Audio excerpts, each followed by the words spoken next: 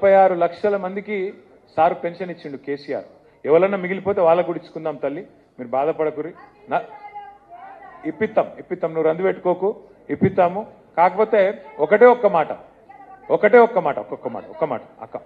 కోపానికి రాకు బాలక్క. ఇప్పుడు నేను లేను, రేవంత్ రెడ్డి మీద కోపానికి రా, నా మీద అయితే లాభం లేదు. నేను అనేది ఏంటంటే ఒక్క మాట, మీ అందరితో ప్రార్థన, దయచేసి కోరేది, తప్పకుండా కొంతమంది ఎవరైనా మిగిలిపోతే మిగిలిపోవచ్చు, నేను కాదంటలేను, అందరికీ అయిపోయింది అంటలేను. ఎందుకంటే అమెరికాలో కూడా సమస్యలు ఉడిచిపోలే, ఇంకా ఆడ కూడా ఉన్నాయి, సేవలలో కూడా ఉంటాయి, నేను కాదంటలేను. కానీ ఒకటి సగబెట్టుకుంటూ వచ్చినాం. ఇవాళ వీడు మొత్తం ఎగబెడుతుండు, మనం సగబెడితే వీడు ఎగబెడుతుండు. గది నేను చెప్తున్నా, ఆలోచన చేయండి, ఆగం కాకురి. మళ్ళీ ఎలక్షన్లకు రాగానే, మళ్ళీ ఇప్పుడు మున్సిపల్ ఎలక్షన్ వస్తుంది చేవేళ్ళలో, రాగానే మళ్ళీ ఏం చెప్తారు, ఇంటింటికి సీర వంచుతారు. మళ్ళీ ఇందిరమ్మ సీర ఇచ్చిరా, ఇవాళ ఇంకా రాలేదా, అది కూడా ఇస్తలేడా? ఇస్తాడు ఓట్ల కోసం మా ఇస్తాడు. ఇచ్చి మళ్ళా ఇగో మా బాలక్క దగ్గరకు వచ్చి, కోపం ఉందిగా బాలక్క అని చెప్పి నీ చేతిలో 2000 పెట్టి, నువ్వైతే గుద్దు ముందు ఓటు గుద్దు అంటాడు.